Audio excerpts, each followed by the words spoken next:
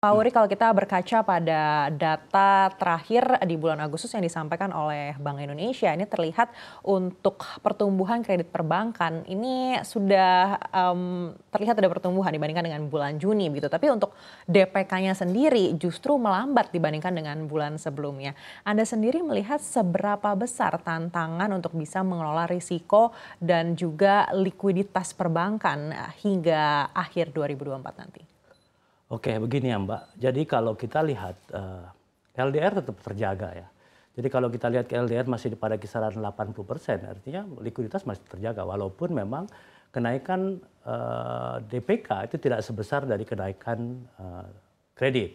Kalau kenaikan kredit pasti karena itu faktor pertumbuhan ekonomi Indonesia sudah mulai pulih pasca pandemi ya. Dan itu sudah double digit dari 2021, 2022 bahkan ya. Jadi setelah pasca COVID, ekonomi Indonesia mulai bangkit dan terus selama 2022, 2022, 2023 dan 2024 pertumbuhan kredit kita di 2 digit, selalu 2 digit. Jadi untuk pertumbuhan DPK mengikuti sebenarnya.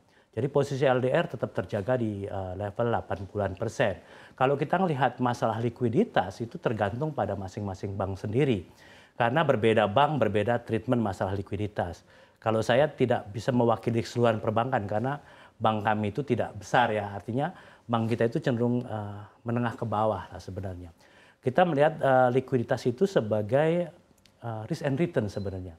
Penting untuk menjaga likuiditas dalam kaitannya menjaga kepentingan nasabah dalam konteks, kalau kita bicara soal likuiditas itu bagaimana kebutuhan kita untuk bertumbuh ditambah dengan kemampuan kita menjaga nasabah bisa selalu untuk memenuhi kebutuhan keuangan mereka.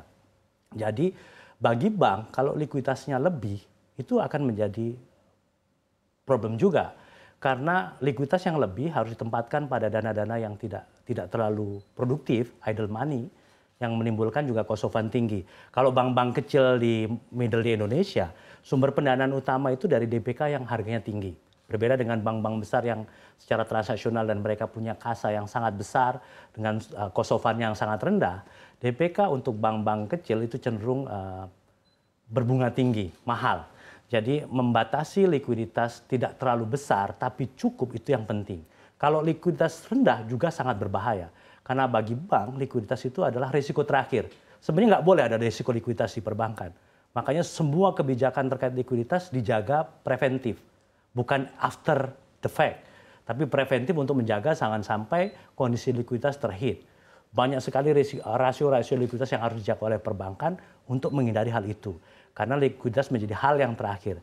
Jadi in case bahkan ketika soft limitnya terdistract dari posisi likuiditas, bank harus segera mencari sumber-sumber likuiditas at any cost. Mean that even likuiditas kurang kita juga akan jadi masalah dengan masalah profitabilitas. Jadi menjaga likuiditas pada posisi yang tepat cukup dalam arti bisa untuk menjaga pertumbuhan dan juga cukup untuk memenuhi behavioral dari nasabah-nasabah kita dalam menggunakan likuiditas itu ya jalan yang terbaik bagi bank-bank saat ini. Kalau secara nasional tentu saja mereka akan berkaca pada kondisi likuiditas LDR secara keseluruhan menunjukkan potensi bagaimana kebutuhan likuiditas itu terpenuhi. Kita sama-sama menunggu seperti apa kebijakan moneter The Fed di Amerika Serikat di pertengahan September ini. Begitu. Apa yang menjadi ekspektasi dari Bang Wuri, saudara? Kalau saya bukan ekonom ya. Jadi kalau kita melihat dari beberapa, memang dari statement Mr. Powell pada saat kemarin itu, ekspektasinya menjadi meningkat. Ekspektasi bahwa suku bunga rate akan segera dipangkas itu sangat-sangat meningkat. Kalau kita lihat data dari ada namanya CME Fed Watch yang memang dia melihat ekspektasi pasar terhadap suku bunga Fed itu memperlihatkan kondisi keyakinan pasar bahwa suku bunga Fed akan terpangkas at least 1% sampai dengan Desember 2024. Dan itu akan dimulai tentu saja dari FOMC meeting yang akan ada di pertengahan bulan ini. Itu ekspektasi kita ya. Sama, karena bagaimanapun rejim suku bunga tinggi yang higher and longer ini bisa segera berarti bagaimanapun untuk mendorong pertumbuhan ekonomi yang lebih maju di Indonesia terutama. Dan terutama di BWS karena memang portofolio kita mungkin besar sekali USD-nya. Jadi kita punya mungkin sekitar 30% portofolio di USD. Baik, artinya dengan adanya pemangkasan ini apakah Bapak melihat bahwa perekonomian ini bisa langsung agresif atau tetap saja akan ada waktu untuk beradaptasi terlebih dahulu? Tentu saja ada proses ya. Yang jelas langsung terdampak di perbankan. Kalau perbankan terdampak karena dana-dana bagaimanapun terreprice, artinya sumber-sumber pendanaan yang terutama dari luar atau interbank, money market and everything should be langsung terdirect terreprice dengan posisi pricing yang sekarang. Dan bagaimanapun juga Indonesia juga pasti akan mengikuti beberapa pola-pola yang terjadi karena kalau kita lihat beberapa sektor juga masih membutuhkan suku bunga rendah. Kenapa saya bilang begitu? Karena kalau kita lihat at least ada 3 faktor domestik yang harus kita lihat. Yang pertama kondisi kalau kita lihat data di bulan Juli itu impor bahan baku itu meningkat, tapi belum diikuti oleh ekspor.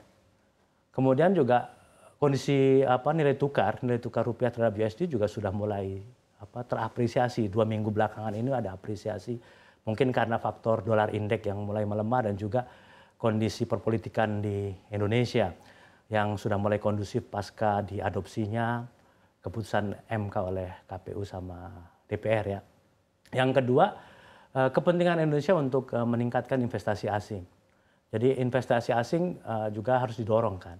Jadi BI harus berhitung ulang terkait masalah ketika USD dolar turun, rate-nya turun, pasti BI juga harus berhitung differential rate-nya lah terhadap USD, bagaimana rupiah harus mencocokkan posisi rate di rupiahnya juga.